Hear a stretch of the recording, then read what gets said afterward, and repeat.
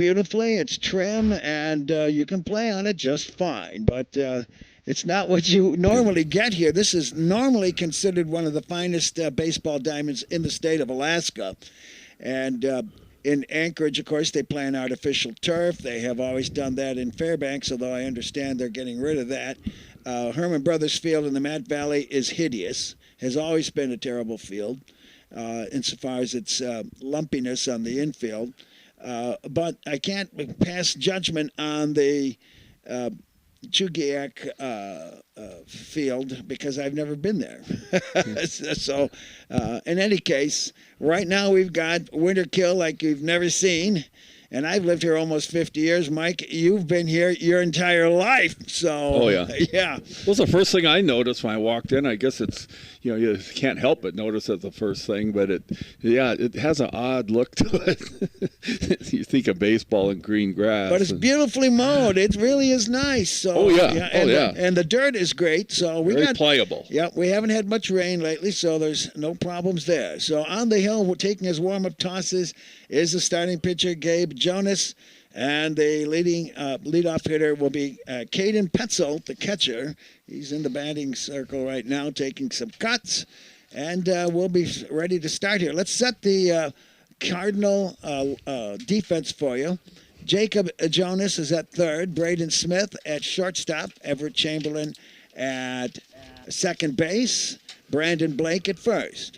Avery Martin in left field, Daniel Stephenson in center, and Riel Castillo in right field. The battery of Gabe Jonas and Logan Meese. And stepping into the batter's box, it's nice. They got names on the backs of their jerseys. That's big league. Yeah. Redington in blue sleeves, pinstripe gray uniforms, pants, and kind of like vest-like tops. Cardinals in white with red trim. And we're ready. Here's the first pitch of the ball game, and it's fouled off to the right. It's for strike one. And the scoreboard, I think, might be working. It looks that way. Boy, I'll tell you what. Nice to see that. We're underway here at Coral Seymour Memorial Park. Here's the next pitch. It's a knuckleball, I think he's throwing, and it came in very low. And on the inside part of the plate, it's 1-1. Caden Petzel, leadoff man, righty on righty matchup here between Jonas and Petzel. Everybody at standard depth, although Stephenson's very shallow in center field. Here's a line drive caught by Chamberlain at second base. He was a soft liner, and he jumped and didn't need to. Yeah. Wow, no, that's well nice done. So that will be, we'll call it L4 for the first out here of the game. And one away. Here comes the left-handed hitting Christian Ingram playing first base. He's number one. Tall, lanky player. Here's the first pitch to him. Swing and a miss. Strike one. Logan Meese, I don't know who's their backup catcher or who else will sub for him should the need arise. It's pretty tough to go on a catcher day after day. Yeah. Here's the windup and the strike one pitch. That one looks good, and it's a called strike. Mike, go ahead. Yeah, this is a tough position to play. I played it once, and it was enough for me. A bat swinging over your head and the umpire right behind you. There's the 0-2 pitch. Low and away, 1-2. Well, the other thing is all the foul tips that could go into any part of your body. Believe me, if it's not protected, the ball will find it. Yep. Yeah, I know. Ball one, strike two to Christian Ingram. You get a good view of the field, though. Here's the pitch. Swing and a miss. And that strikeout brought to you by Northern Superior Drilling at 953-0829. They won't strike out. They'll hit water. So 2 dead here. And that brings up Caden Ingram. That's undoubtedly the brother of Christian, and he bats from the right-hand side. I can't say undoubtedly. He's not as tall as the first one. There's a strike called on the inside corner at the knees. Kind of like Kenai. They have 2 brothers in the 3rd and 4th spot, too. That's correct. I'm just assuming they're brothers. Here's the windup and the pitch. Off-speed pitch. Might be a knuckleball. He swings right through it, and it's 0-2. Wherever you are, whatever you're doing, thanks for tuning in. There's nothing like baseball, the greatest game there is. Here's a foul ball off to the right side. I think God invented it, but I don't like some of the changes they've made. We could talk for hours on that. I do not like the automatic intentional walk. You got lots of chances for wild pitches, especially at this level. Yeah, I don't like that either. Here's the 0-2 pitch, swing and a miss, and 2 strikeouts again. You can thank Northern Drilling for those strikeouts, 953-0829, and give them a call. At the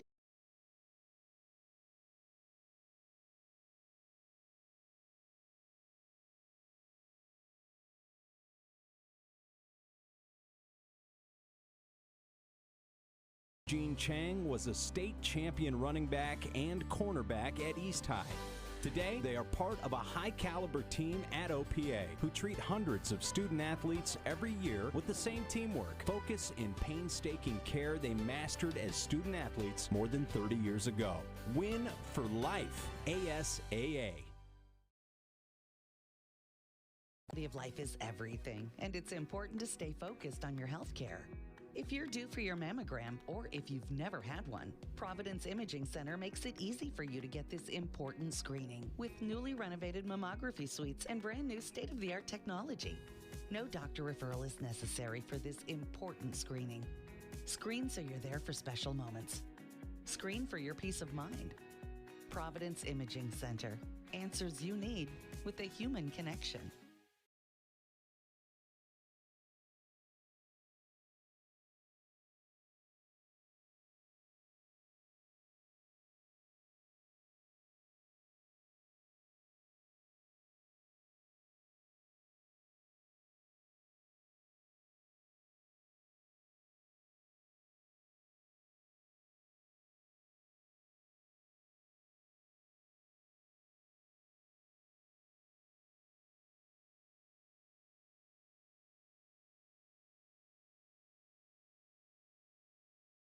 All right, so Mike, talking about changes in MLB, I don't know they're going to do this. I haven't seen an extra inning game in either Legion ball or high school ball, but putting a runner on second base in extra innings, that is an absolute prostitution of the game. Sacrilege. Yeah, it is.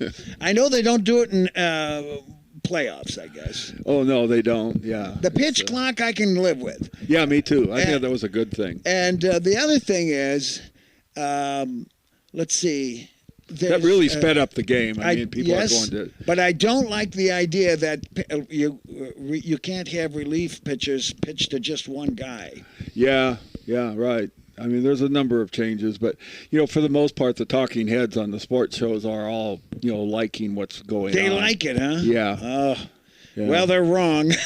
Well, I mean, the only real beef I have is the ghost runner on second in extra innings. I mean, the rest of it is okay, fine. I mean, the amount of throws to first by a pitcher. I mean, a lot of that does, the batter stepping out. Anyway. Here's Daniel Stephenson, the leadoff hitter, bats from the right-hand side against the right-handed Thorin Green. He hits a sky-high fly, shallow left. The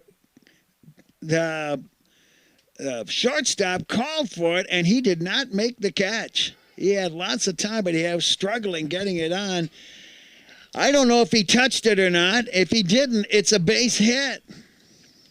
And I'm gonna call that E6. I'm sorry, that was easily made. Yeah. He may not have touched it, and but I can't be. There's too much glare right now. I couldn't tell. Did you have any look at that? No, I didn't. I didn't see it either. Okay. So Braden Smith, and watch the speedster Stephenson. They steps off the rubber, and he goes right back to first base. Green pitches from the right-hand side. That is Elias Herman. If I said Green, I'm sorry. Elias Herman. And runner goes. They pitch out. There's a throw to second. He walks in. And an easy stolen base for Daniel Stephenson. And the pitch was a ball. Now we have a lefty on righty matchup with the left-handed hitting Braden Smith. The Cardinals with a runner on second. Here's the pitch. It's very high, and it's ball two. Smith with a great job going the distance yesterday for the Cardinals. And had an important hand in the 6-5 win over Houston. Pitches outside, and it's ball 2. Yeah, you mentioned a lot of those players have to bring pitching skills, regardless of their position, which is interesting. Count is ball 3, my mistake. Ball 3, no strikes. On second base is Stephenson. Here's the 3-0. Outside, and it's a 4-pitch walk. Smith will take a hike to first base, and infield fly rule is now in effect. That's with a force at third and less than 2 outs. It confuses even players. Yeah, I'll give you an example. Here's the pitch to Jonas. Runners go, and it's a hit and run. There won't be any play. Wow. They're jogging from base to base here. Great small ball. All right, and so another stolen base. I like this press box, Bob. Well, I've been here since 2004 doing Oilers game. You sound at home. Runners on second and third is the pitch, and a strike is called. Ball 1, strike 1. The infield fly. Now, if you let that ball drop, let me tell you what's going to happen in high school ball, okay? Okay. The runners will choke, and they'll try to run. Here's a swing and a miss, because they don't understand it usually. And so if the infielder lets it drop, the batter's out, okay? It's an automatic out, and that means they don't have to run. Okay. Okay? But if you let it drop, you're going to probably find that some of the runners will start running, and you can get the double play that way. I see. So here's the pitch, understand. and a ground ball to the third baseman, and he has trouble handling it. He makes the throw back to second, but a run comes in. It'll be E5. And officially not an RBI for Jacob Jonas. It was a slow grounder to the third baseman, Brandon Green. And when he recovered, he tried to pick off the runner at second, but it didn't work. And now we're back to an infield fly rule with runners on first and second, still nobody out. And the batter is Gabe Jonas, the pitcher, and he takes strike 1. On first base is Jacob. On second base is Brandon Smith. And Jonas looking for signals. Herman will step off the mound, go for a walk. 2 on, a run is in. Nobody out yet here in the first inning for the Cardinals. But runners go. There's a line drive. It's a base hit clean. And falling down is Smith. He should have scored easily. He gets up because they have trouble holding the ball in left field. 1 run comes in. Here comes a second one. He's in. And the left fielder, that's going to be a hit and an error. And it scores 2 more runs. And taking second base is Gabe Jonas. So that's going to be E7. On the left fielder, Eli Buzzard. And Everett Chamberlain at the plate. 3 runs are in. And it's pitched behind his back, and it's ball 1. On second base, Gabe Jonas. And he will get 2 RBIs there. You know, what's funny is that Braden Smith fell down before he even reached third.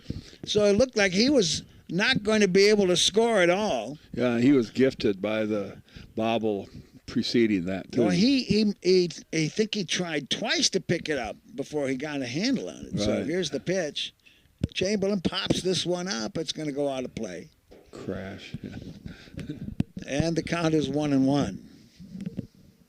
Chamberlain was on base every single time yesterday. He had 4 at-bats. He was on base 3 times with 2 hits and an error, and then a sacrifice bunt as well. Yeah, that was impressive. You said he's from the Kiski, huh? That's correct. Okay. And so is Smith. Here's the pitch inside, and it's 2-1. It may be more, but I'm not sure. Yeah. Yeah, it's a very generous thing that the Alaska School Activities Association finally saw the light in letting players from various sports. Hockey would be another one. Right. Yeah, I'm impressed with that. I thought that was really cool. Here's the pitch. It's a hit and run. It's a tap to the pitcher, and he'll get the out at first base. And making his way to third base is Gabe Jonas. And it's a 1-3 putout on Chamberlain, one dead. Nikiski is absolutely jam-packed with talented hockey now. Oh, yeah. I think you kind of set that in motion, didn't you, Bob? I did. And when COVID hit and they told me I had to wear a mask to coach, I said, bye now. But I was getting too old. But, boy, I'll tell you what, it was great to pass the torch off. And I know this is what my college hockey coach said. They're standing on your shoulders. Now, did Felix take over for you? Oh, I don't know who's really in charge. Here's the pitch. There's a big drive to left field. It is foul. It hits the fence. Oh, that was loud. That was a long shot, and the batter's Logan Meese. It was fouled by 10 feet, but boy, he had a lot of wood in that. It would not have cleared the fence had it gone fair, but he got all of that one. I remember the '79 series against Pirates. Boog Powell did that in the bottom of the ninth with the game on the line in the seventh game. Oh. So, yeah, I mean, they would have won the game on it, but they ended up losing that series. Well, I'll tell you another one that will be memorable. Here's the pitch, and it's high for ball. The last out of the 1962 World Series. Oh, yeah. With runners on McCovey. Yeah, to Richardson. Right to Richardson, but that thing was torched. Yeah, Richardson just died last week. Oh, did he? Yeah. He was a magnificent he was. Man. Quite a guy, yeah. Quite a guy. Very good Christian man. Yeah. And I have to tell you, if you want to entertain yourself, Mike, go see the ESPN special that shows the Pittsburgh Pirate veterans and the few Yankee veterans with Richardson up on the stage talking about the last 3 innings of the 1960 World Series. Okay. Oh, my goodness. There's almost an eephus pitch that's called for a strike, and I think it's 2-2 now on Logan Meese. I think Mazeroski got into the Hall of Fame on that home run. Yeah, right, but there's so much that happened in those last 3 innings. Yeah. It's incredible. There's a throw to third, and he wasn't leading off much. So that was 61. They're calling balk, okay? Oh, wow. And for what reason, I don't know. That was the 1960 World Series, No, Cincinnati Reds was 60, I think. Nope. No, I was wrong. Okay. 61. Well, yeah, 61 was Pirates, right? No, 60 was the Pirates. Okay.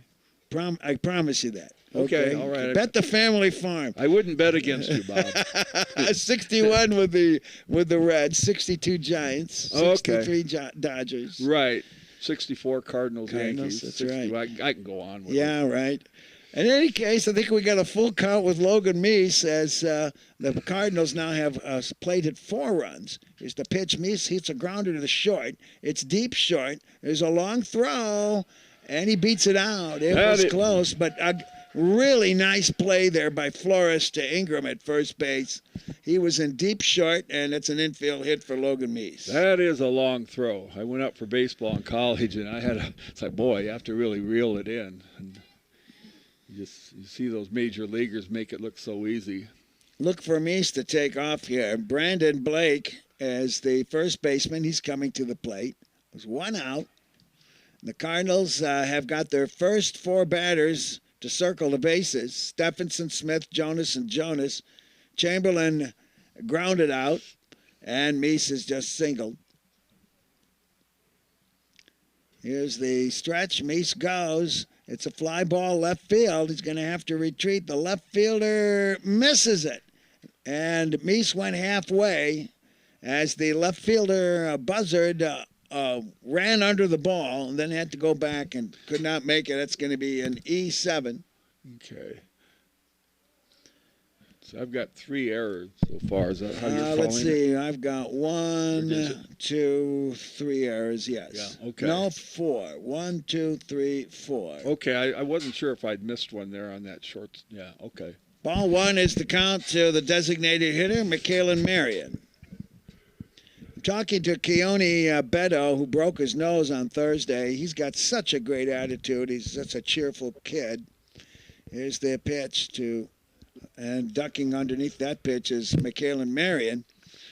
But Beto is just a real he's another player from Nikiski. Oh, okay. Did you I talk to him? Yeah, I talked to him, and I tutored him for several years. Here's the pitch, way outside. But he's got such a great attitude and sticking with the team in the bench area.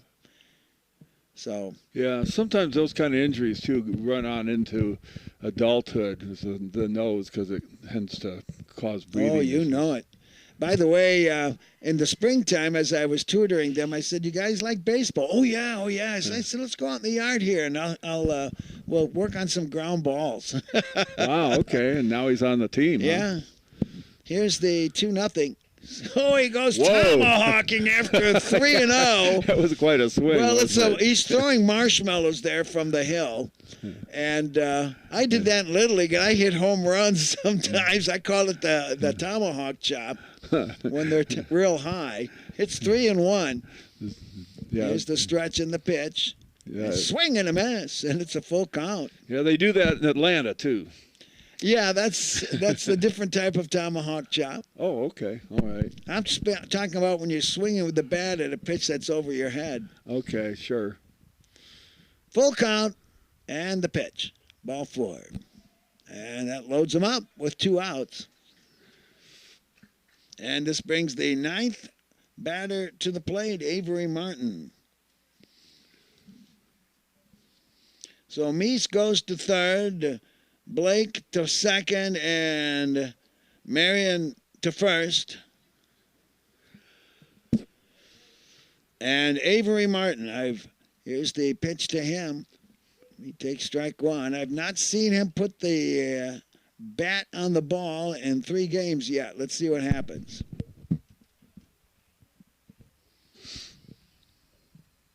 Elias Herman on the mound for the Redington Huskies, and he throws to third. I don't know why. He's all of 2 feet from the bag. The throw back to the pitcher gets away from him, and nobody's going anywhere. Probably just reminding him that he knows they're there. Strike 1 is the count to Avery Martin. Bats from the right-hand side. On first base is Marion. Here's the pitch. And it's a fly ball, center field, going to drop. And 1 run comes in. 2 runs are going to come in. And on the throw, Martin takes second base. So he'll get a single and a fielder's choice. And coming in to score are Meese and Brandon Blake. And taking third base is Michaelan Marion. That brings up the leadoff hitter as the Cardinals bat around here in the first inning, leading now 6-0. Here's the pitch to Stephenson, and it's low for ball 1.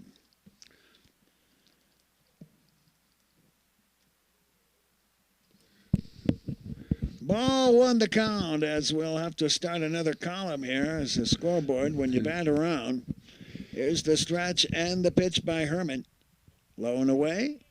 First base is open. Runners on second and third. On second is Avery Martin, and on third is Michaelan Marion.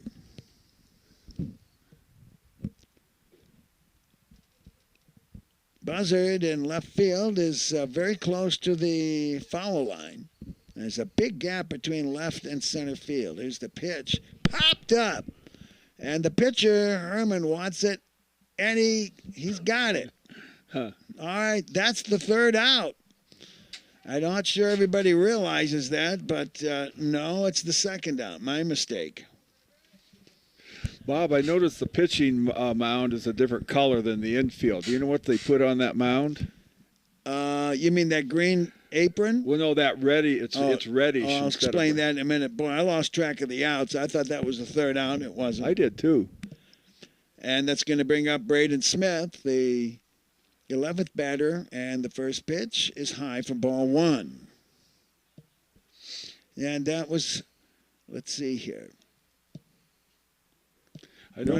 Runners on second and third. Go ahead, Mike. I know in some of the major leagues they'll bring in special kinds of dirt from different parts of the country to put on their infields. That's a good point. It could well be, because if you look in the batter's circle area, the home plate area. That's basically the same color. Yeah, yeah. Okay. But it's different than the rest of the infield. So, Mike, I'm going to tell you what probably does that, and that is turf dry. Oh, okay. Here's the pitch, Right. and it's outside for ball 2. Turf dry, of course, it's the pitcher's mound in the batter's box is that the first thing you want to treat after a rain. Yeah.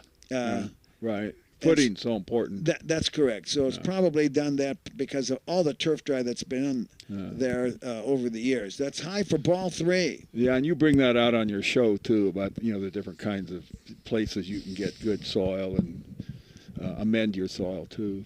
So.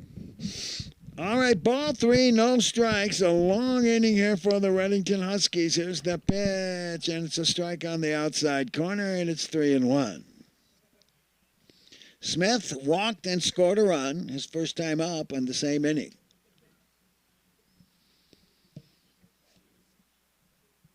Elias Herman goes to the stretch. He'll go to third base, and that one was a close play. The umpire taking a good look at it and making the save sign. With a 6-run lead, and at third base, I don't know why you want any kind of a lead. You're going to run on anything if there's 2 outs. Yeah. Here's the pitch to Smith, and it's a foul ball. Finds a hole right through the backstop and goes into the grandstands. Ball 3, strike 2. They have that beer garden down there, and they're playing with the college players. They pull that ball, and it comes in there pretty hard. Here's the full count pitch, ball 4. So Smith gets his second walk of the inning, loads the bases up with 2 outs, and this will be the 12th batter of the inning for, let's see, 9, 10, 11. Yeah, the 12th batter, Jacob Jonas, safe on an error, and came around and scored. Yeah, I was wondering how many pitches that pitcher's throwing. I mean, he was getting tired. It's just the first inning. Scoreboard says 5-0. They had 6, but I'm counting 5. Excuse me, I'm counting 6 runs. That first pitch is high for ball 1. Stephenson, Smith, Jonas, and Jonas scored. Meese scored, and Brandon Blake scored. Should be 6-0. We'll have to check it out. Here's the pitch. And it's low and inside to Jacob Jonas, who's playing third base today.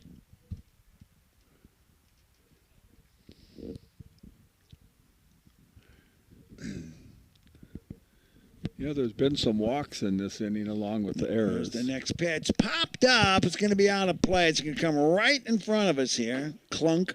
All right. I was waiting, anticipating that bang. By the way, we're getting a feed for the online video. Glad to have them along. The other thing is our crowd microphone is not working. So it's nice to have that for the ambiance. Yeah. And now they're checking the scoreboard right now, and I think they're insisting that it should be 6-0. And the umpire's looking back here. Mike, you can put the mic down and tell him I've got 6.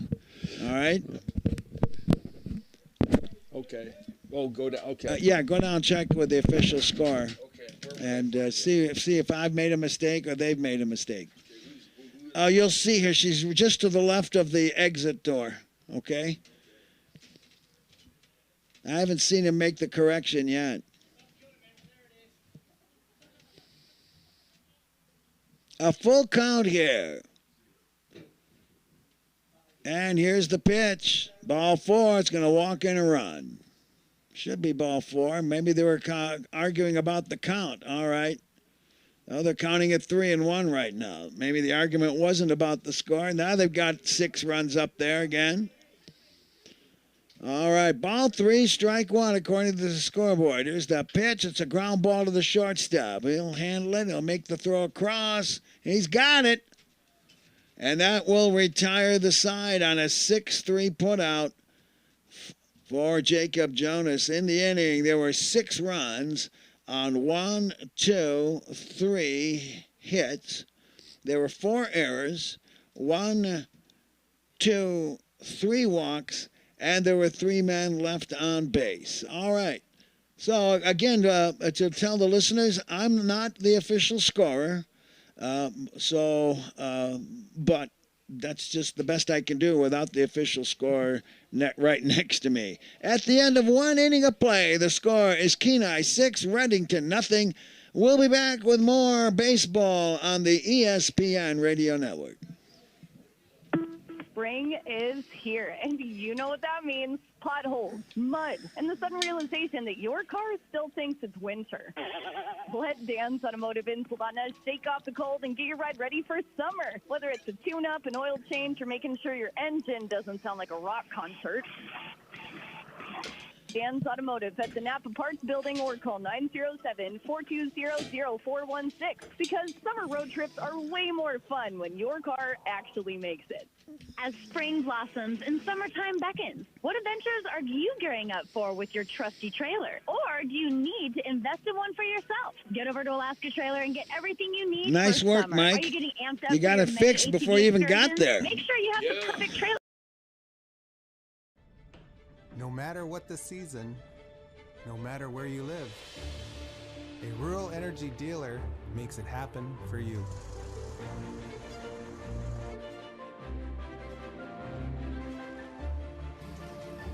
Toyotomi heaters are the most economical heaters in the world. Lightweight and easy to transport, even to the remote locations in Alaska.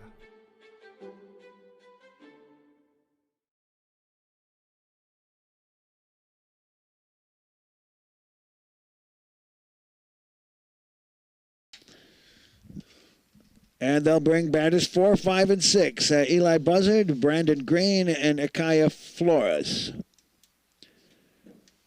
So the other thing to keep in mind, Mike, is that the scoreboard sometimes does crazy tricks.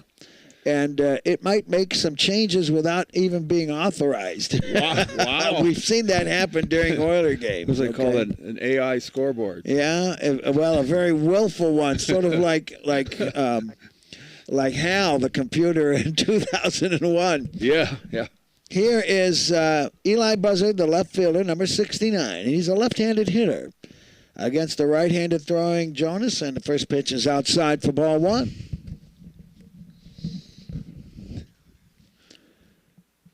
We'll set the Cardinal defense for you after this next pitch. Here it comes to Buzzard, and it's low for ball 2. The Cardinals have Jonas, Smith, Chamberlain, and Blake, the infield third to first, with Martin, Stephenson, and Castillo, the outfield left, center, and right, and a battery of Gabe Jonas and Logan Meese. There's a strike at the knees, and it's 2-1. Sunshine washing the field here. For sure. Here's the pitch, and it's a line drive, and, well, it's actually a foul back. I thought it was going down the third baseline, but instead it went up and over the grandstands, and it's 2-2. Yeah, it's a beautiful day for baseball. Here's the windup in the pitch. Off speed is outside and a full count.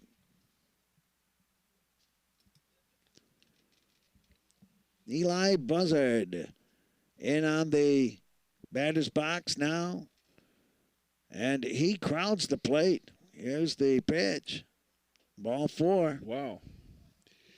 Well, there goes the perfect game. All right.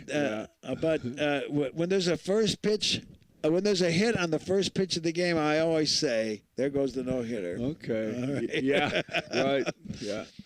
Here is Brandon Green, the third baseman, number 21.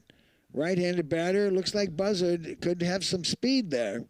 Nolan Ryan had 7 of them in his career. Ground ball to the right side. Chamberlain, again, it makes a turnaround throw. Wow. Whoa. Wow. Why don't you describe that one, Mike? Well, it was a well-deserved compliment on that. I mean, he took a difficult play, turned around, and made it work. He had to go to his left. I didn't think he was going to possibly get there in time. He gloved it and had to turn around and spin to get the momentum to make the throw.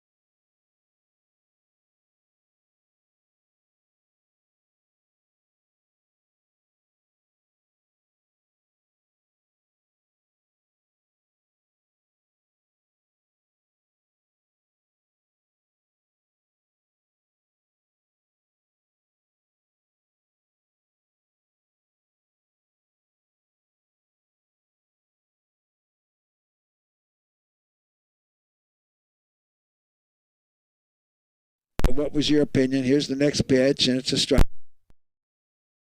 Two. And sometimes it was an easy consensus, and sometimes it was divided. But it was always nice. The official score liked to hear the opinions, and you would have the scorer make the last decision. Swing and a miss. That's brought to you by a strikeout. Brought to you by Northern Superior Drilling. 953-0829. They'll strike water. I don't know if they'll strike gold, but they'll hit water. And it's 2 outs here now for the Huskies. Nate Fields, the center fielder, he's a big guy coming under the plate, batting from the right side. So it was a very helpful thing. And then next pitch, strike called on the inside corner. Usually, though, there was a consensus. Right. Well, people, people see different things no matter whether it's sport or not. I mean, it's, subjectivity. But, right. Strike one, the count. And the stretch and the pitch.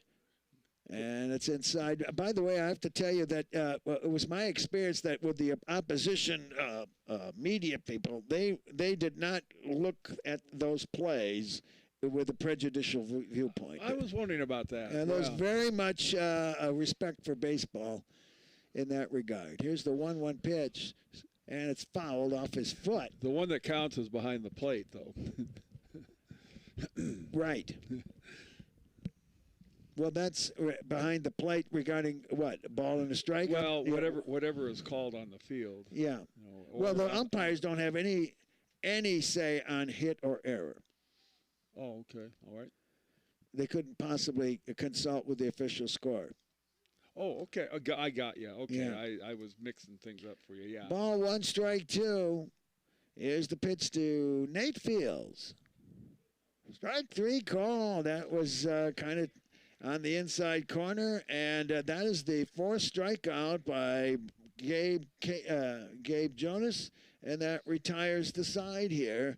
No runs, no hits, a walk, 1 man left. We'll go to the Cardinal second with the score Kenai 6, Redington nothing, and this is Cardinal Baseball on KSLD 1140.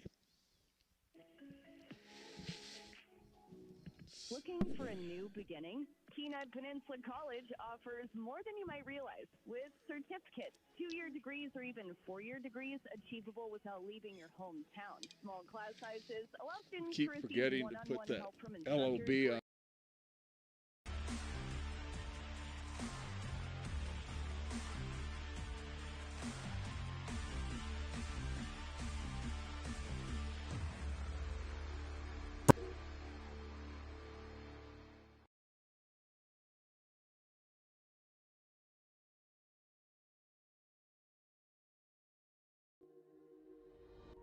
Humble beginnings. Humble beginnings. The world's wide open, and our people are brilliant and resilient. I don't see any limits. In 50 years, I hope we're worldwide as to where we lead by our values. And we still have our land, we still have our way of life, our culture, our language. I would say that's our success.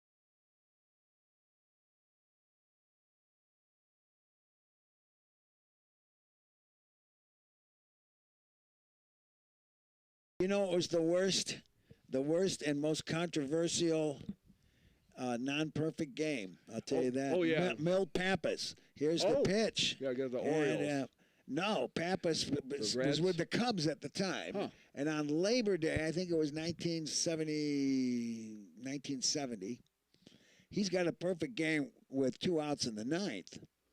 So I'll tell you what happened. Okay. Here's the stretch by Herman and the pitch. And it's inside. Gabe to Gabe Jonas. He singled, scored a run, had 2 RBIs in the long first inning for the Cardinals. 1-1 count right now.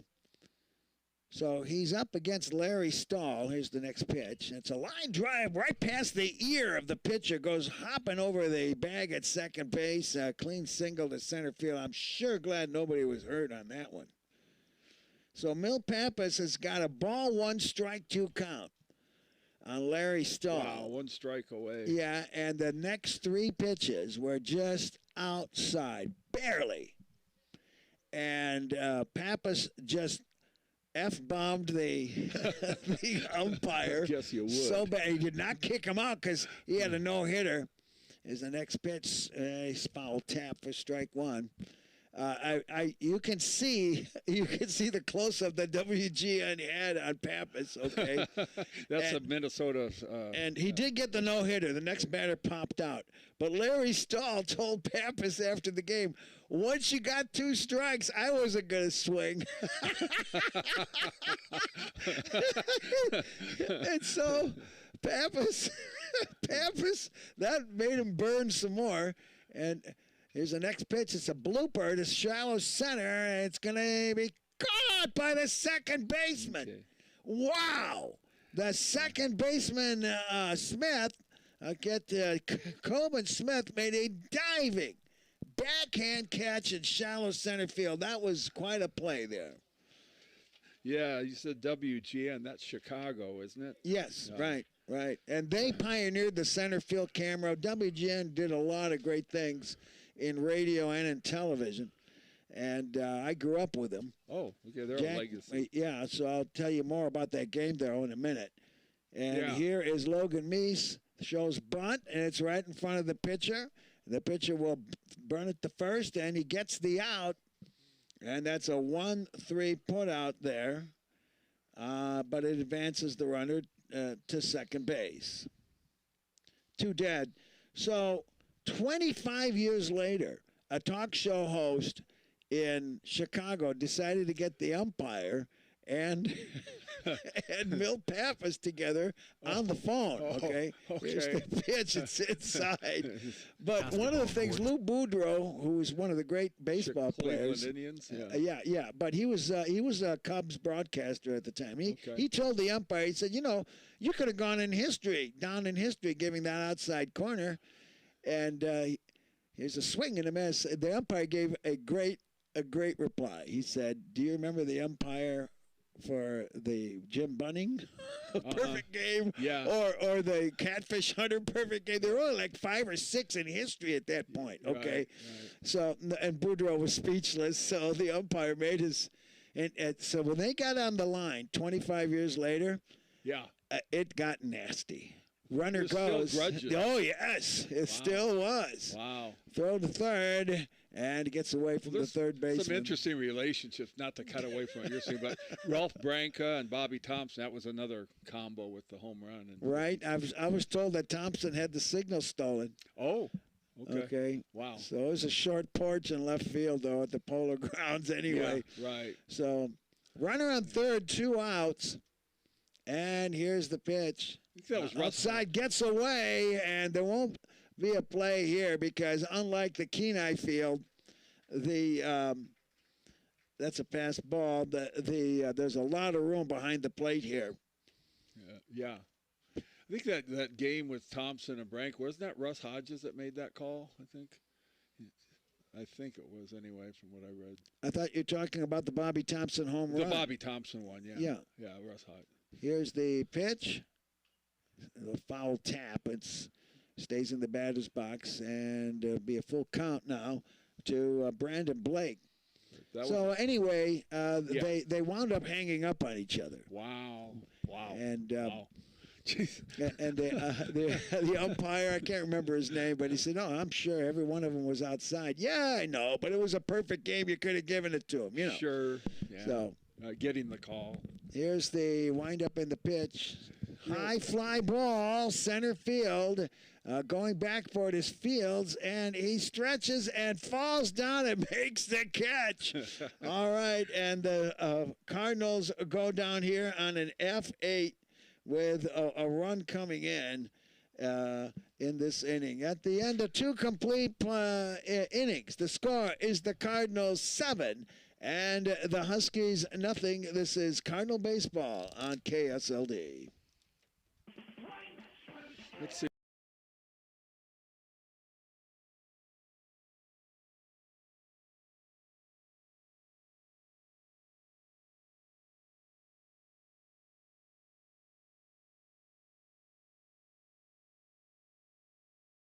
Top quality products. Our large team of over 100 Alaskans are able to provide knowledge and support for retail customers and for businesses of all sizes. AIH, we've got all the tools, all the time. And as floodwaters continue to rise, thousands are left desolate. Hundreds of homes have been destroyed by the wildfires. Disasters have left many in need of emergency shelter. You can help those impacted by disasters, big and small. Give now.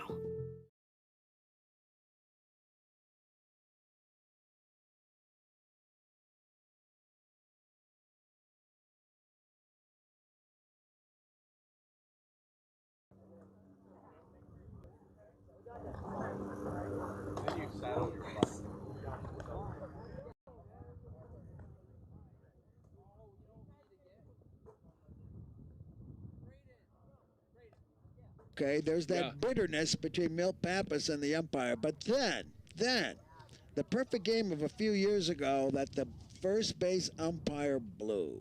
It was the last time. You know what? People are going to remember that forever. Yep. Not because of the umpire's mistake. They're going to remember it because of his apology. This was before they had instant replay and appeals, you know, where they could overturn it. And I think that's one of the reasons why they wanted to bring that rule. But you know what happened the next day? No. The pitcher who had the perfect game stolen from him brought out the scorecard, and the umpire was there to hug him and apologize. Wow. And it was it wasn't that close. It really wasn't. Yeah. And he says, "I don't know." He says, "That's not the way I saw it." Right. And he says, "I feel terrible." He was in tears afterwards, okay? And so people are going to remember that for some of the greatest gestures of sportsmanship, I think. Sure. You know. That one ought to be in the Hall of Fame because of that. Right. Yeah, I remember that. Wasn't that with a Pittsburgh pitcher? I can't remember who it was, but everyone in the field knew that he was out. And then when the ump called safe, the pitcher's reaction was not like Milt Pappas. Here's the first pitch to Coben Smith, the second baseman. He takes it high and tight. Instead, he just smiled. Wow. He just smiled and stood there. He not only lost his perfect game, he lost his no-hitter. Yeah. Pappas still got a no-hitter out of it, you know. Right. Yeah. Right. So that became a one-hitter being safe. Yeah. Sure. So, by the way, I'm going to round this off. I know how many no-hitters have there been in, like, the 30,000 baseball games that have been played in history? Only about 300 and some. Yeah. There's a swing and a miss. Right.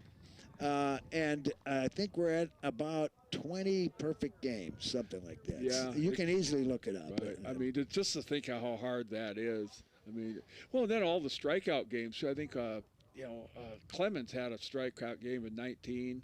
Kerry Wood, 20 strikeouts out of 27. Right. I mean, just those kind of gems. Outside, it's 2-2. By the way, some purist once said a perfect game should be where a pitcher gets everybody out in 3 pitches. Here's the next pitch. Well, that's a swing and a miss. High bar. Yeah, it is. I would say so. Swing and a miss for Coben Smith. And that's brought to you by Northern Superior Drilling at 953-0829. When they drill, they're going to find water for you. All right. Here comes the number 9 hitter, the DH, Jeremiah Gosh, number 23. Of course, a perfect game could be 27 pitches, too. No, you can't control what the batter's going to do. Oh, okay. All right. But you should be able to blow them all by him, right? We had a 24 strikeout American Legion game here a few years ago. Wow. Yeah, it was about 30 years ago. Okay. And he made it to the majors. I was just going to ask that. Okay. Here's the next pitch. Inside. Ball 2. And, but I think he lost the game because of dropped third strikes and stuff like that. And, yeah. Boy. Oh, man. Well, really tough for the catcher. He was throwing 95 or 6, so strike call, 2-1. Was it Anchorage kid? No, it was one of the post-20 twins. And, wow. Yeah. Okay. He had about a 2-year career as a closer. Okay. Here's the 2-1 pitch inside, and it's 3-1. You know, the most wonderful story that was true for me was that story behind Jim Morris in that movie, The Rookie. I mean, I just about cried when the manager told him you're going up to the majors. Here's the 3-1 pitch. Ground ball. It is fouled down the third base side. If you haven't seen the movie Pastime, you will cry when you see that one. Okay. Pastime. It's a low-budget, high-quality baseball movie. Okay. Very low-budget movie. Okay. But it is brilliantly acted. It's about minor league baseball. All right. And here's the stretch and the 3-2 pitch. And it's high. And a walk issued here to Jeremiah Gosh, second base runner for the Redington Huskies. And they'll go to the top of the order right now. I take it you did see The Rookie, right, Bob? I did not. Oh. Wait a minute, The Rookie. Yes. Jim Morris. Yeah, story. He's the teacher in Texas. Chemistry teacher down in somewhere in Texas. In Texas, downtown. No, it was a very good movie. It was a true story. It was. Great, yeah. There's the pitch popped up. There'll be a play here. And Meese wants it. He's real good at this. And he drops it. I just jinxed him. He caught it in the heel of his catcher's glove. And it's just a strike. Yeah. So, that was a very remarkable story. He made his way through, as I recall. Tampa. Yeah, but he made his way at age 30. His players said, "Look, Coach, you really got a heater here. Right. Go ahead and give it a try." Right. Here's a swing and a miss. I've seen that movie about 4 or 5 times. It's beautiful. And Dennis Quaid did a wonderful job of playing the role. I liked it when he went out to the radar gun out of the road in the in the middle of the night. Right, the Sisters of Saint where was I? Can't remember. Here's the next pitch. Fouled off to the right. Also, there was a line I'll never forget. He was apologizing to his wife for being shifted around in the minors and wondered how things were back home. And you know what she says to him? I'm sorry, Jimmy Morris, but I'm a Texas woman. I'm a Texas woman. Yeah. I can handle it. I can take it. And his son in that movie was delightful. Here's the 0-2 pitch, runner going. And it's low. They make a throw to second. It's off to the left side of the bag. And a stolen base here for Jeremiah Gosh as the Redington Huskies want to punch through here their first run. They're looking for their first hit yet. And a ball 1, strike 2 count to the leadoff batter, Caden Petzold, who lined out to second base his first time up. We're in the third inning, and the Cardinals lead 7-0. Here's the pitch. That's low. And it goes to 2-2.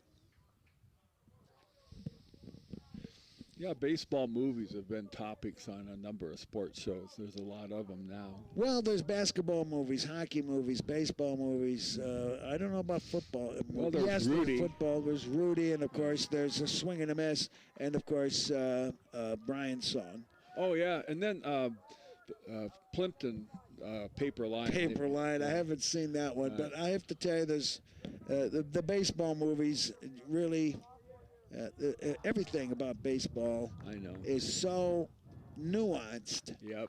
And every sport has got their virtues. There's no question about that. Here's the pitch to the left-handed hitting Christian Ingram. Well, Alex Karras, I think, acted in the Paper Lion And of course, he was playing at the time. He was a character. Oh, everybody knew about Alex Karras. Oh, yeah. He was a good actor, too. Oh, yeah. He was when he slugs the horse. Oh, yeah. It's a fly ball. It's deep center field. No, it's shallow center. And Stephenson grabs it for the third out. He slides. That ball looked to me like it was going places, but instead it was very shallow center field. And Daniel Stephenson had the Chamberlain at the second base position heading his way. He must have called him off. And Chamberlain flared off, and Stephenson caught it with his glove on the grass to retire the side. That is an F8 to retire the side. All right, no runs, no hits, no errors, a stolen base, and one man left. We'll go to the Cardinal third with the score, Kenai 7, Redington nothing. This is high school baseball on KSLD 1140 and 96.5 FM. You know, just like the Buck Owens song, "Act Naturally," Karras didn't have to act out of character at all. He just had that nature.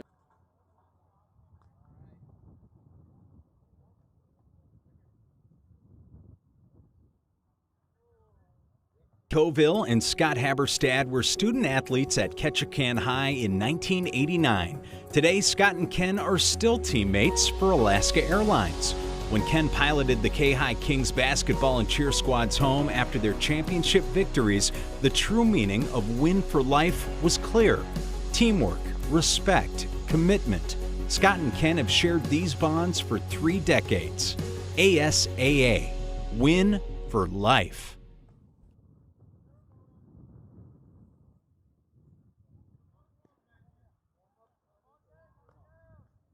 We wander, we roam, we take the road, we make our home. Let's go!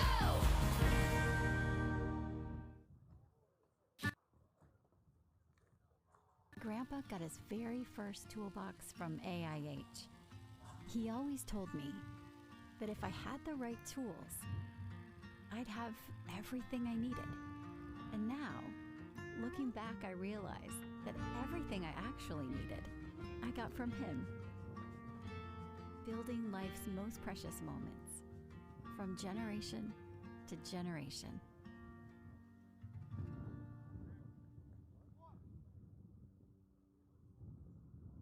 He walked the first time up, got as far as third base, and he takes inside for ball 1. And we've been chit-chatting quite a bit here, Mike, but Alex Karras, and we were talking about Pete Rose recently and the betting on sports. Here's the next pitch by Herman. And the ground tap down the third base side, and it is now touched on foul territory. Not by much. And sometimes they go foul and fair and foul and fair. But apparently, as you may know, Paul Hornung of the Green Bay Packers had trouble with a betting episode. Yeah. And I guess at the same time, so did Alex Karras. Huh. Okay. That was in the early 60s. Right. Here's the stretch by Herman and the pitch. Yeah. That one drops in for a strike, and it's 0-1-2. I think it kind of depends on your feelings about it all, but for me, it was almost like a Greek tragedy with Rose. He couldn't help himself. But yeah, I think that's a pretty good point right there. Yeah. Ball 1, strike 2. It's fouled off, and the count remains at 1-2. You know, a lot have no sympathy at all. He knew what he was doing. He knew what he was doing. I think he had a brazen cockiness about him on and off the field. Right. So. And on the field, it helped him. Yes, yes. I can't tell you it endeared people to him. They just they respected him. Spikes up. Yeah, Roy Fossey. Yeah. Is low for 2-2. What's that? Well, the All-Star game, he took Fossey out and basically affected his career there in the 1970 All-Star game, I think it was. Yeah, I mean, that was before the rules of today. Well, you look at some of those barrel slides, said they're nowhere near second base. Yeah. Here's the next pitch. It's popped up. It's fair ball. Shortstop Flores wants it. The third baseman calls him off. It makes a basket catch. Green comes in there and makes the catch. Brandon Brandon Green, and it is P5 for the first out. Avery Martin coming to the plate. He's singled and got to second base on a fielder's choice in the long first inning where the Cardinals brought 13 men to the plate and scored 6 runs. We're in the third inning now. They lead 7-0. Here's the pitch by Herman. And a pop-up. This is also playable. The catcher might have a play, and he can't make it. It was twisting and spinning. I mean, it just probably looking up into the sun. Well, he's got a lot of sympathy from Logan Meese, who also missed a pop-up behind the plate. Looking at the left fielder, Buzzard, he is shading, I think, too far to the foul line. Big gap.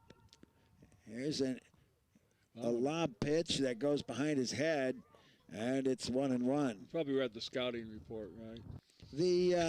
The center fielder's in very shallow, but the right fielder's at standard position.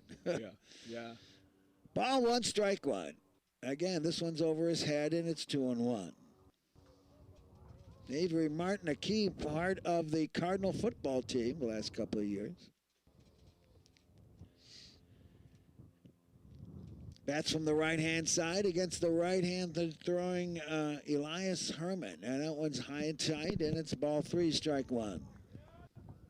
Did that have some stuff on it, maybe? I didn't see any stuff on it. Oh, okay. I wasn't sure. It came in so slow. No, I could pitch up those marshmallows right now myself, but they're hard to hit. Yeah. A lot of people have... here's a pitch. It's a ground ball to the second baseman. He's got it cleanly, makes the throw. And he takes a bow on a 4-3 putout. Hey.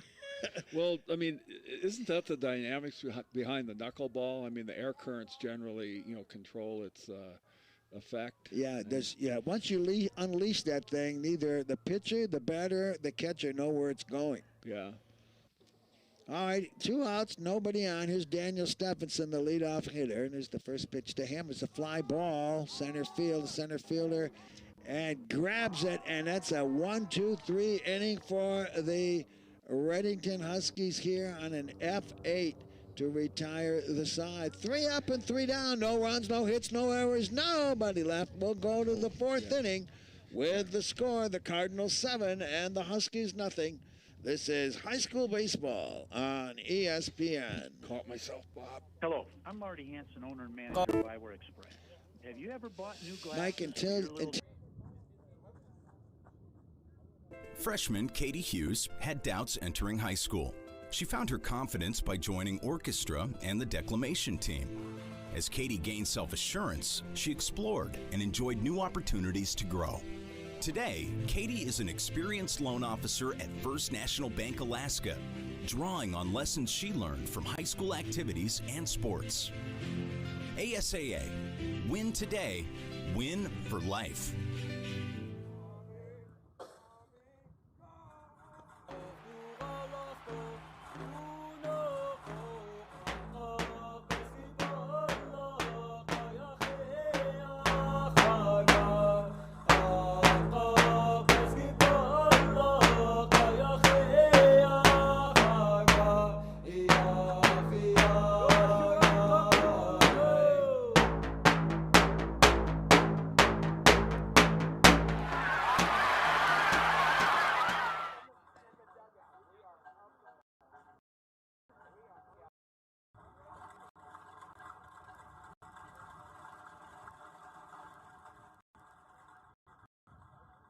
Of the 4th inning, yes, it's the top of the 4th with the score, the Cardinals 7 and the Huskies nothing. The Cardinals 7 runs on, let's see how many hits.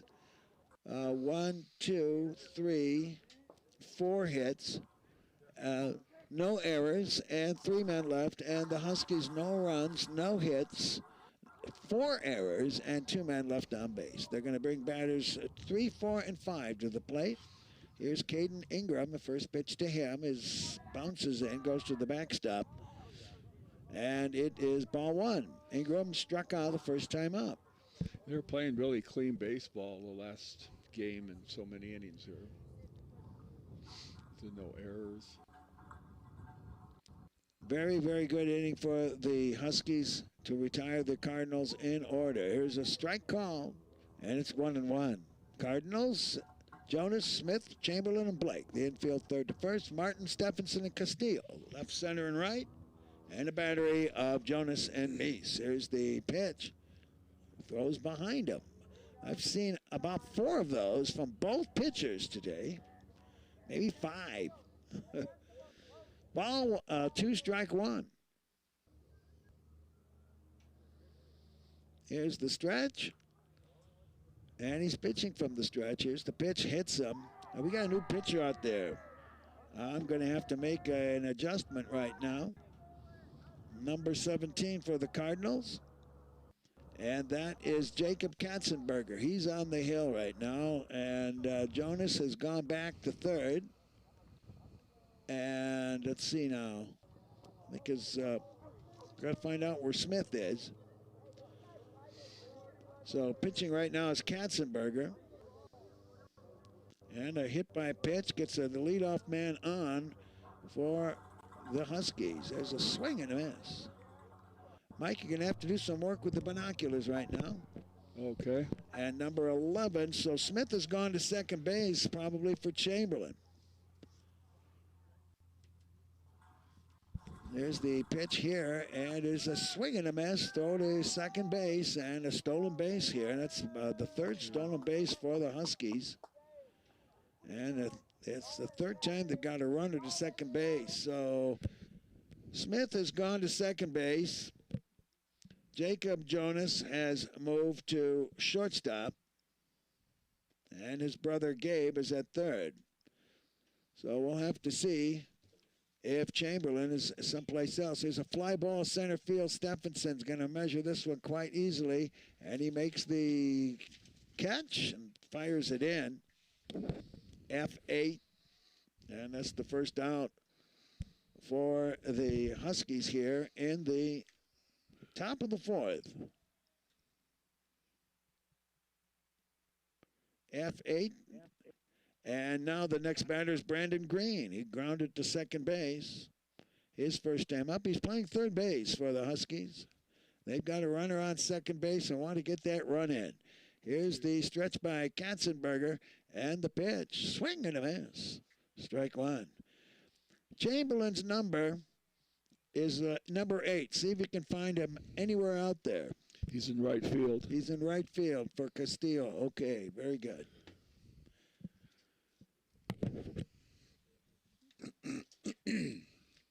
And the next pitch, low and away. That's ball 1.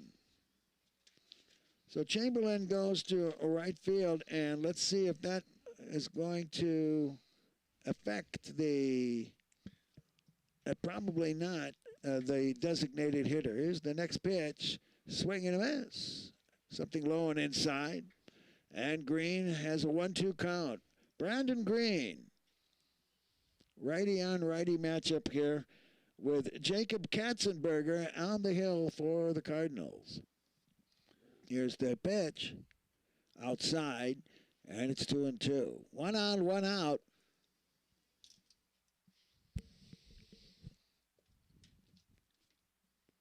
Runner on second base is Caden Ingram. He got hit by a pitch, and he stole second.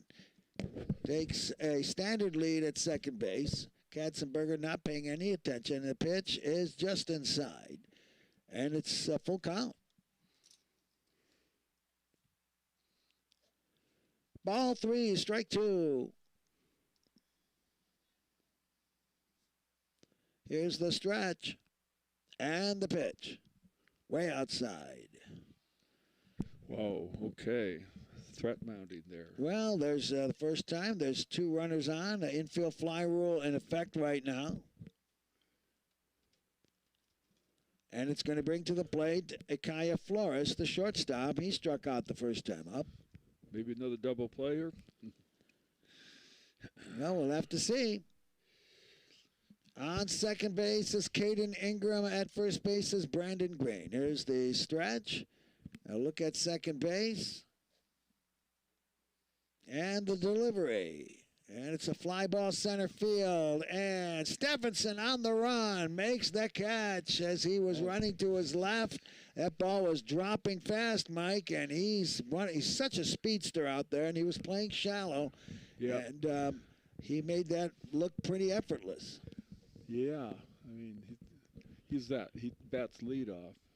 That's Stephenson, Daniel Stephenson. Yeah, right. You get those. It's nice to have that speed at batting first. That's going to bring to the plate now Nate Fields. Struck out looking the first time up.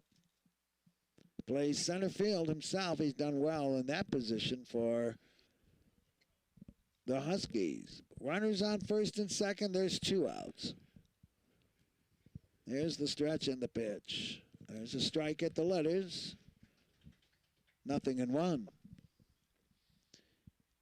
It's 387 to straightaway center field, but I don't believe that.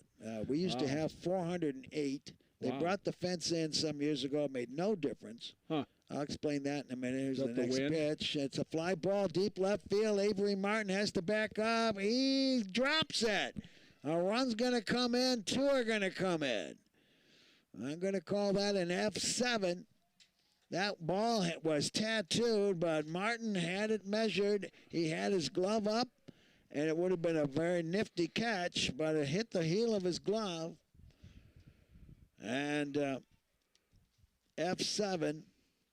Nevertheless, it plates the first 2 runs for the Huskies. Scoring all the way from first base because there was 2 outs on that one was Brandon Green. So Ingram scored and Green scored. And Fields gets himself to second base. A commanding shot. That was that ball had a screamer. He hit that well for sure. He had a bead on it though. Avery Martin had it.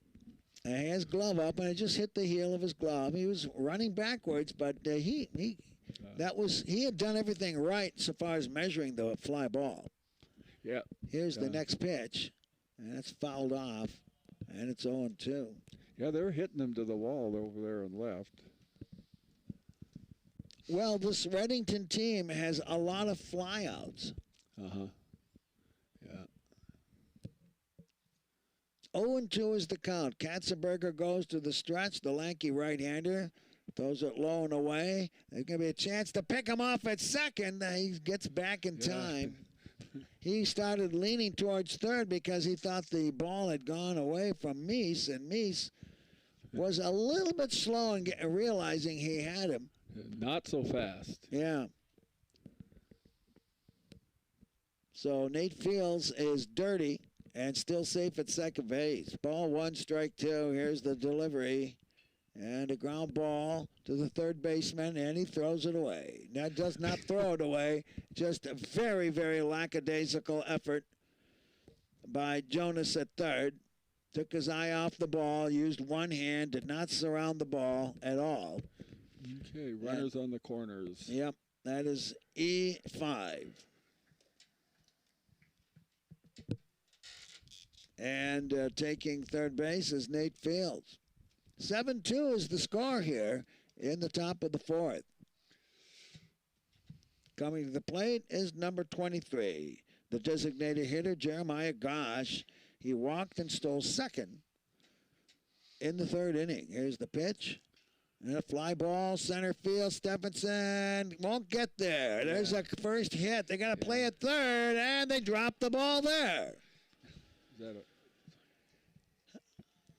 That is a base hit and an RBI for Jeremiah Gosh. And coming to the plate is Nate Fields. Getting all the way to third base is Coben Smith. And I'm going to call an error on that play because the ball had the runner beat and he could not keep it on the glove.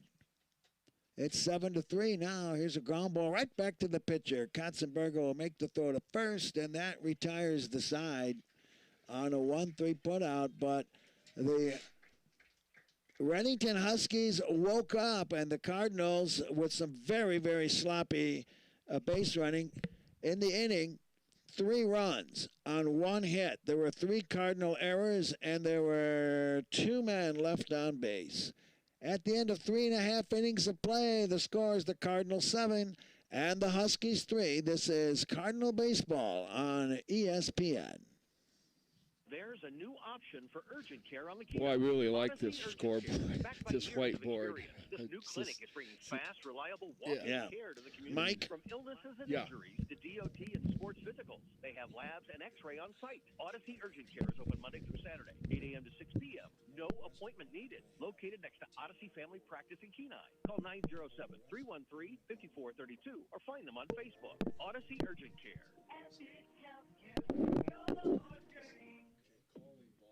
For years, Morgan Steel has proudly supported local sports, vocational programs, and community activities because a strong community starts with strong support. They're cheering on all our local teams and athletes this season. Good luck out there. For all your steel and metal needs, Morgan Steel has you covered with a full range of products and expert service. Plus, their partnership with Central Welding Supplies ensures top-quality materials you can trust. Call 907-283-7136. Morgan Steel, building Alaska strong.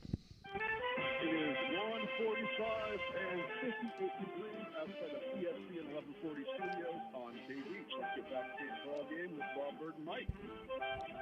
Bob Bird, Mike Hundorf, as we go to the Cardinal half of the 4th inning.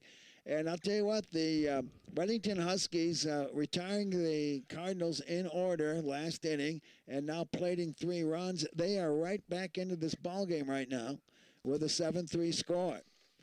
And kind of a wake-up call for the Cardinals. We'll see what happens. Yeah, it was kind of the 4th inning last night when the Cardinals came alive against the against the Palmer Moose, yeah, right? Palmer Moose, We're in the yeah, 4th inning. Batters 2, 3, and 4 coming to the plate. And Braden Smith hits a fly ball left field. This ball is down, and it's fair. And he's going to wheel for second base. Up with the ball is Buzzard, and a clean double for Braden Smith on the first pitch of the 4th inning. Yep. Opposite field shot, and there's a lot of glare down there, Mike. And with brown grass, you can't really locate where the foul line is, but it was you can see a little bit of a vestige of it there. Oh, yeah. And kind of we got to get some more runs attitude, too. Jacob Jonas is coming to the plate. He was safe on an error in the 1st inning, came around and scored a run, and he grounded to short in the to end the 1st inning. This is his 3rd plate appearance. Bats from the right-hand side, a runner on second base, nobody out. Here's the pitch. That's inside, and the count is ball 2. Jacob Jonas now playing shortstop for the Cardinals. Braden Smith perched on second base. Here's the next pitch. It's a deep fly ball left field. This ball is really hit. It is going over the head of the left fielder. 1 run's going to come in. And Jonas will stop at second. A good relay to the shortstop. And that baby, I think, made it to the warning track on a fly, Mike. Yeah, boy, he got some bat on that. I want to say wood, but you can't know anymore. So that's what you call a double-double. Yeah, there you are, right. There used to be a giveaway for a local hamburger joint. If the Oilers hit a double-double, there was a double burger in store for everybody in the park. Wow. Here's the pitch to the next batter. And a strike called on a wiffle ball that was thrown to Gabe Jonas. Found the strike zone. It's 8-3 now for the Cardinals.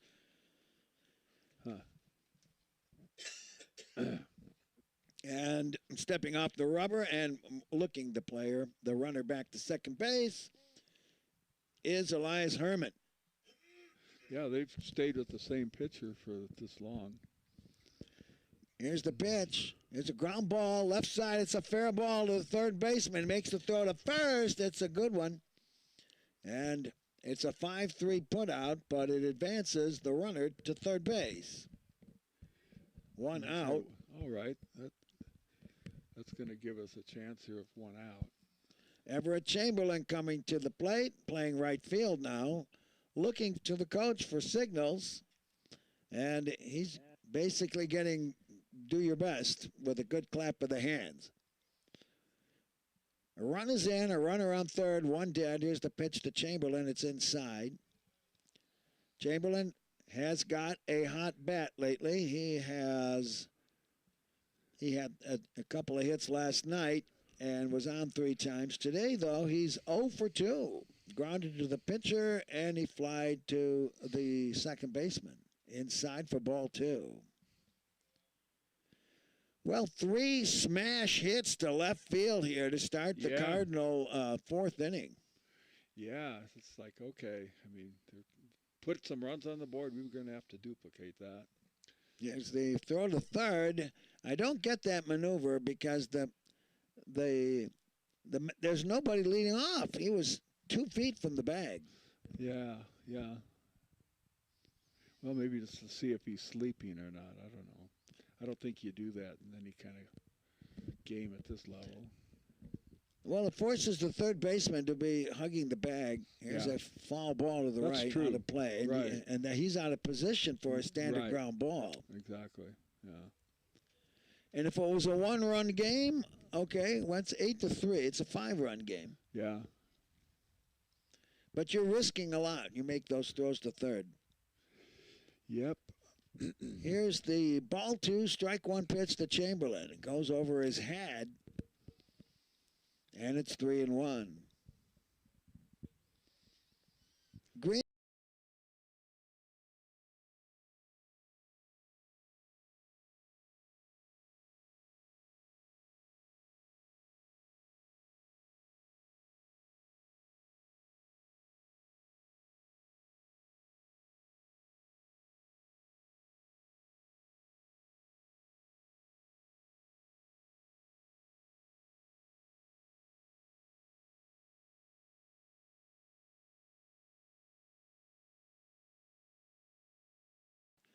No, right, exactly. And there's no chance for a double play. You might consider getting the corners pulled up. Here's the pitch. Swing, and there's a miss, and it gets away, and he'll score from third base. I thought it was a foul ball, but it popped out of the catcher's glove, and it didn't go far. Out of the catcher's glove, and it didn't go far. Right. And that's heads-up baseball. Well, not only that, Herman was there to cover the plate. And scoring on the play is Jacob Jonas, and taking third is Chamberlain. Wow, okay.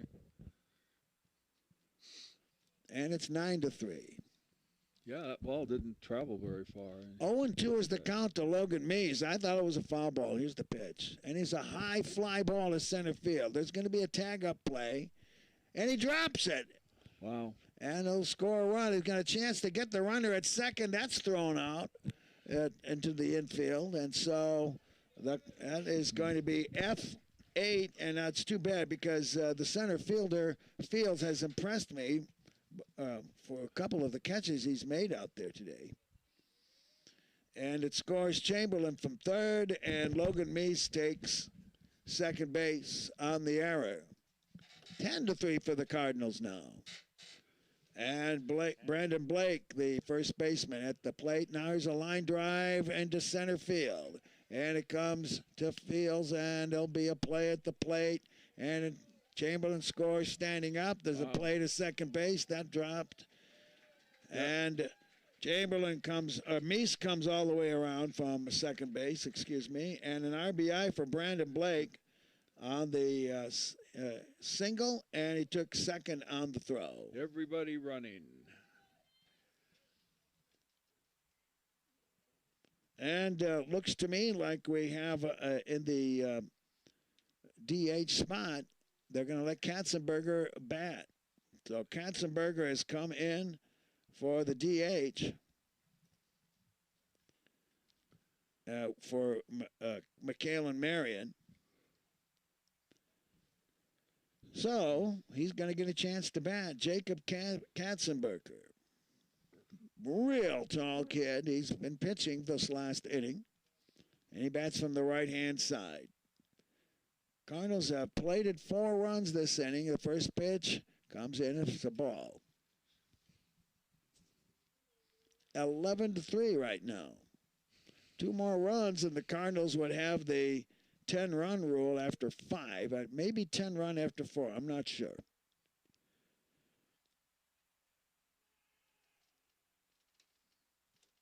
I'm not sure of that rule.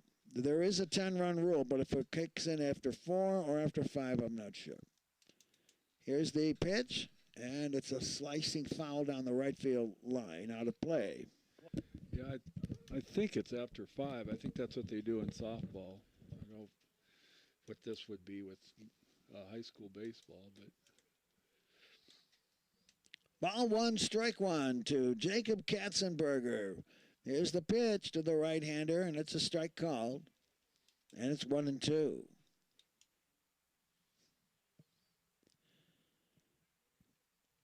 Ball 1, strike 2.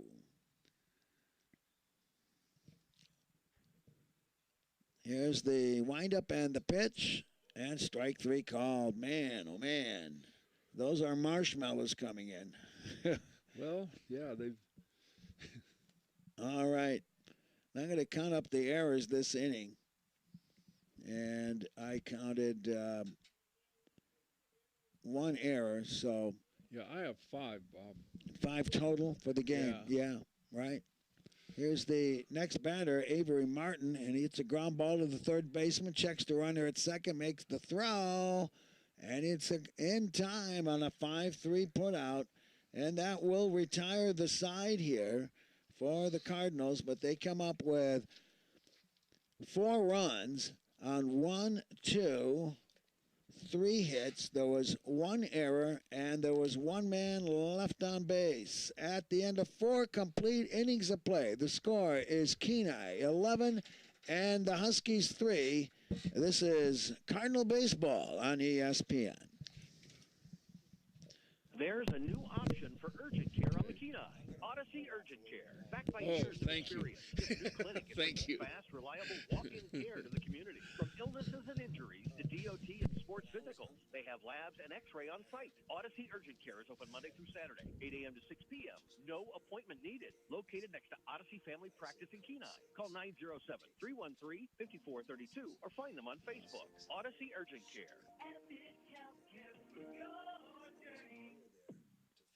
For years, Morgan Steel has proudly supported local sports, vocational programs, and So you community give a heads activities up because to a the strong community man. starts Yeah, with strong you know, support. Bob, They're I cheering did on all our wonder local about that. teams and You're athletes this taking season. all Good that luck out there. Anyway, yeah. When metal needs, Morgan Steel has you covered. The full range sets and expert service, plus their partnership with Central Welding like- Supplies and Stores. All right, let's see what we get total.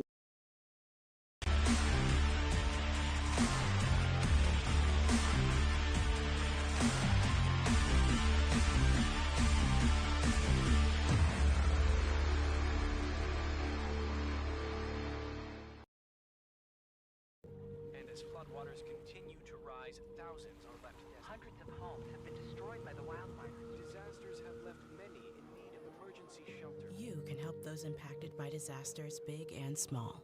Give now. 4 stranded. We'll try and get the total number of Cardinal hits in just a moment, but we're going to deal with the first batter for the Huskies. Christian Ingram, the first baseman, bats from the left-hand side. He's 0 for 2 with a strikeout and a fly out to center field. And it's low for ball 1. Cardinals 1, 2, 3, 4, 5, 6, 7 hits. Here's the pitch and a swing and a miss. And it's 1-1. So 7 hits for the Cardinals on the strength of their 11 runs. And for the Huskies, I've got them down for 1 hit. Here's the pitch, high. Cardinals with 3 errors in that 4th inning for the Huskies. A walk, a hit batter, error by third baseman and the left fielder. And there you go. Here's a swing and a foul up and over, out of play, and the count is 1-2. Yeah, that was interesting to me. I mean, you saw the same thing the Cardinals, like I said, did to the Palmer Moose last night. You know, they thought, okay, they're down so many runs, and then they come back with those 5, those 2 outs. Ball 2, strike 2 is the count. Righty on lefty matchup. Katzenberger with the pitch. It's low, and it's a full count now. Christian Ingram, tall first baseman. Wonder who the shortest first baseman was in MLB history, because they definitely want somebody tall. Here's the pitch.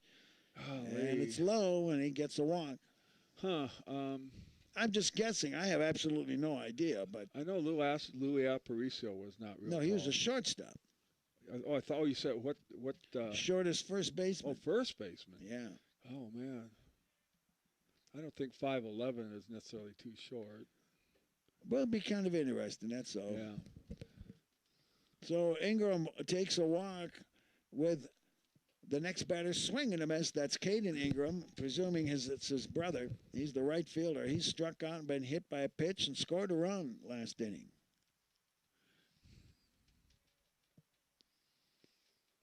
Yeah, John Kruk, he was...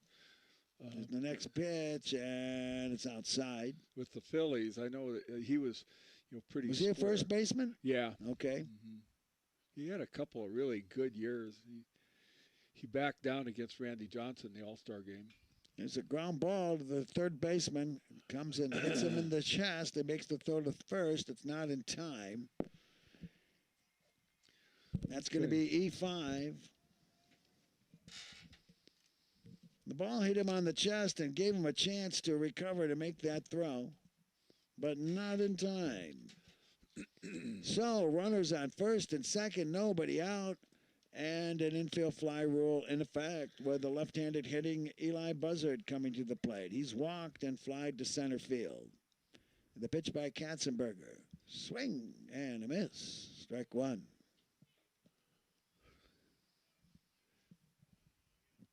Two o'clock here at Carl Seymour Park in Kenai, Alaska's fabulous Kenai Peninsula. Here's the next pitch. Swing and a miss. 0-2. Yeah, the temperature here in the booth has stayed pretty constant. It's very comfortable here.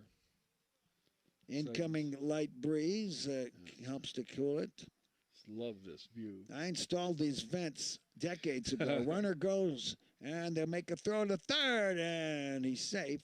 Huh. The runner on first stayed put, and I think that was strike three. And that's strike. And Brandon Green comes to the plate, and there's one out here. It's in third right now with one out. They're not holding the runner at first.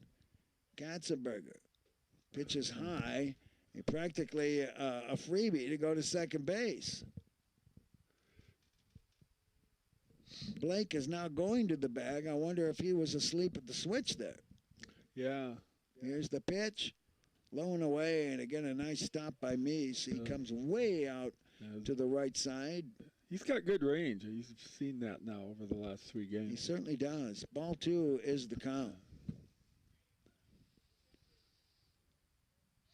Here's the stretch and the pitch. Now the runner's going. A fly ball right field. It's going to drop. Yep. It's going to score a run. Wow. And it's a clean single there. And coming around to score is Christian Ingram from the opening walk. And it's 11-4. The runner on second base did not go any further than that. And so the single by Green. That would have, I don't know, it seemed like he'd have made it. I mean, well, he was running on the pitch, so. Yeah. All right, so Caden Ingram is at second base. Brandon Green is at first. The infield fly rule is back into effect with one out. And the batter is Akaya Flores. He's 0 for 2. The first pitch to him is high for ball 1. Flores struck out and flied to center.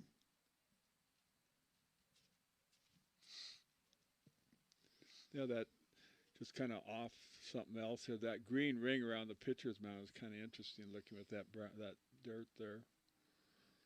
I don't know why it just grows around there and nowhere else. Here's the next pitch. And it's fouled down the third base side.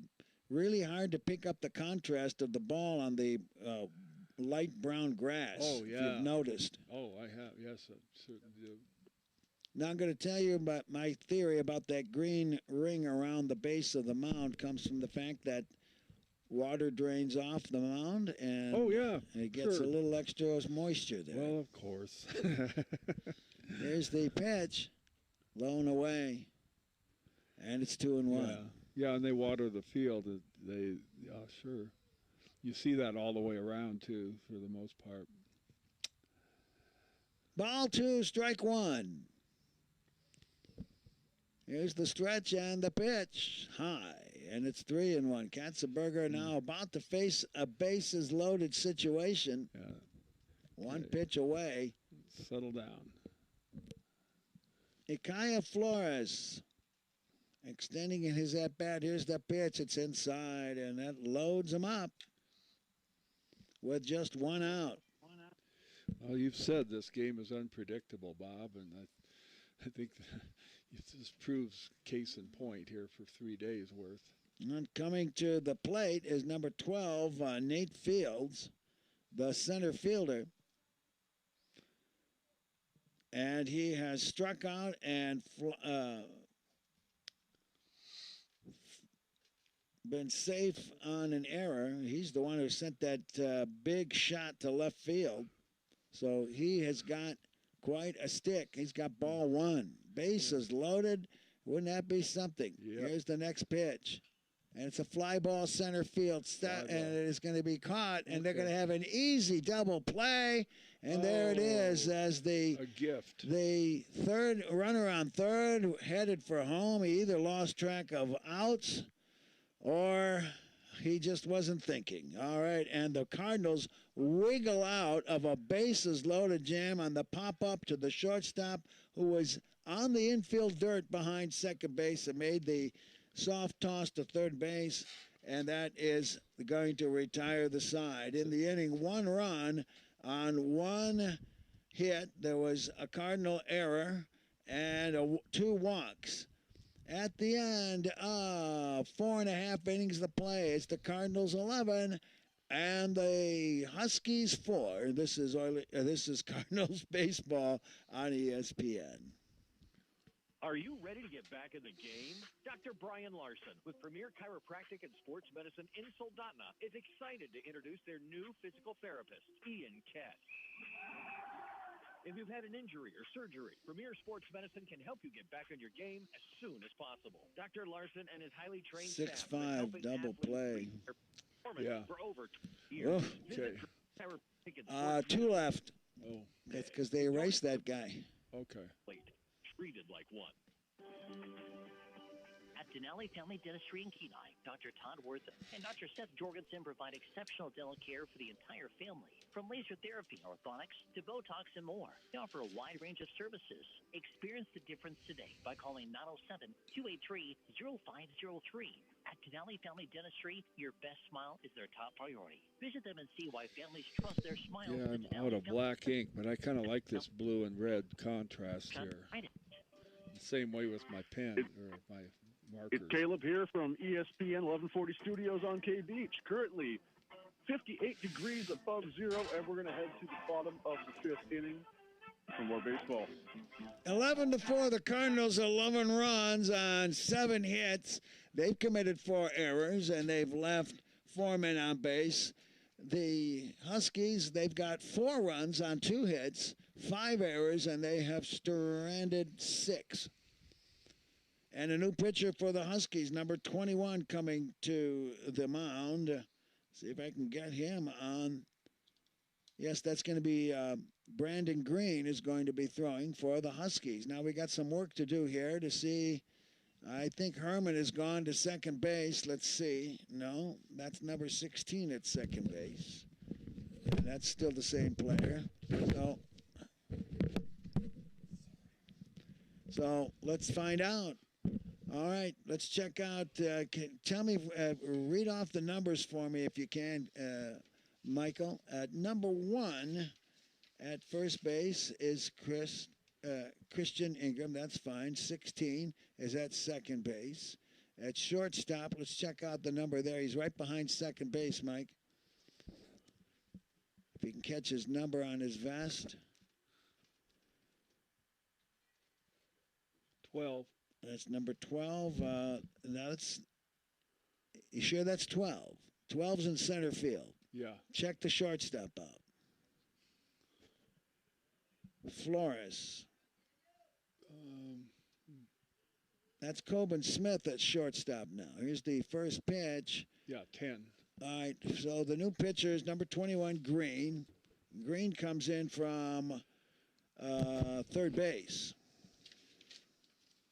So we got to have a new third baseman. Here's a ground ball foul to the Cardinal batter, and it is, I believe, the leadoff hitter, Stephenson. It is.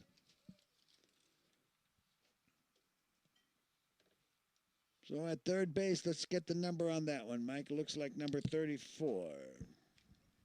But that doesn't make sense. Here's the pitch, and Stephenson. It's a ground ball right between third and short. It's number 24. 24, yeah. That's Kuntz. So that's the new, he's just entered the game. So he's at third base, and I'm not sure where he'll be in on the roster, but the leadoff hitter for the Cardinals, Daniel Stephenson, has just singled. So the Cardinals leading 11-4. They need 3 runs and they can win the game right now. Here's the pitch to Smith, and taking second base on a ball that goes into the dirt.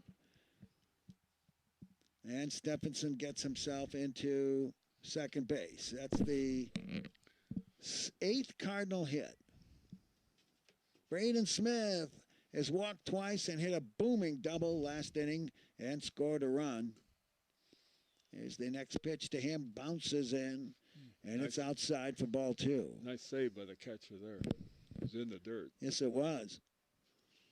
Smith getting signals now. I'd have him swing. Here's the stretch and the pitch by Green. It's outside. And it's ball 3, no strikes. The question is, do you green light Smith or put him on base? I would let him take. Get him on base, and you get the winning run at the plate.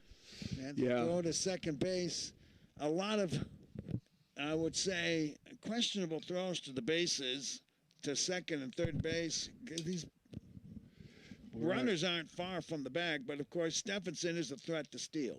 Right, right. Here's the stretch. There he goes. And it's ball 4. They throw it to third base, and it gets away. Stephenson is going to be tempted to head for the plate, but he heads back. The throw was about 30 feet away from the bag, and a nice recovery there by Kuntz at third base. He is really an alert base runner. Well, he tried to score from second base on a ground out, which was very, what's the word I want? It was daring, and he didn't get away with it, but it was a close play, and it was a good play. That was against Houston. Yeah. Here's Jacob Jonas coming to the plate. He's the winning run at the plate. Runner goes. They're going to not make a play.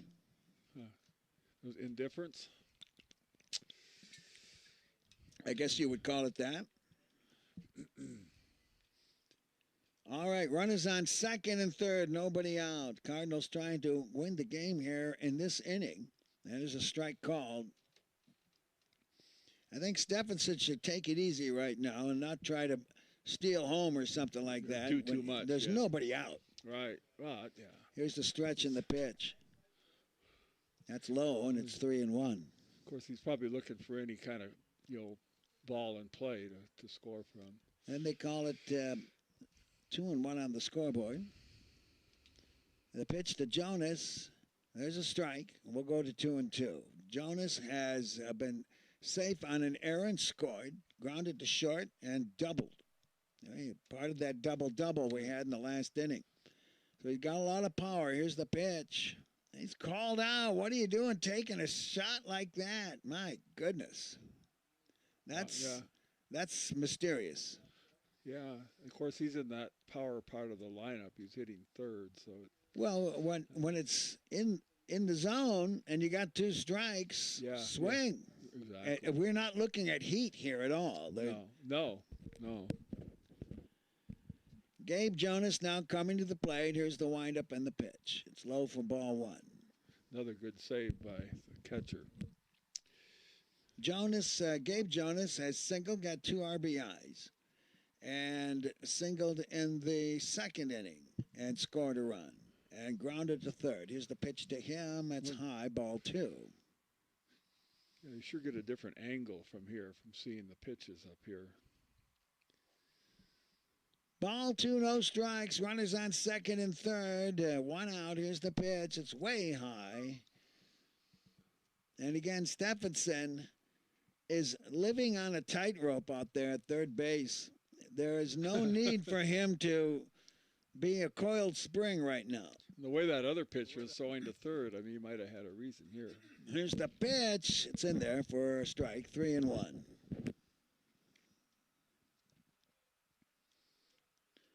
On deck is Everett Chamberlain.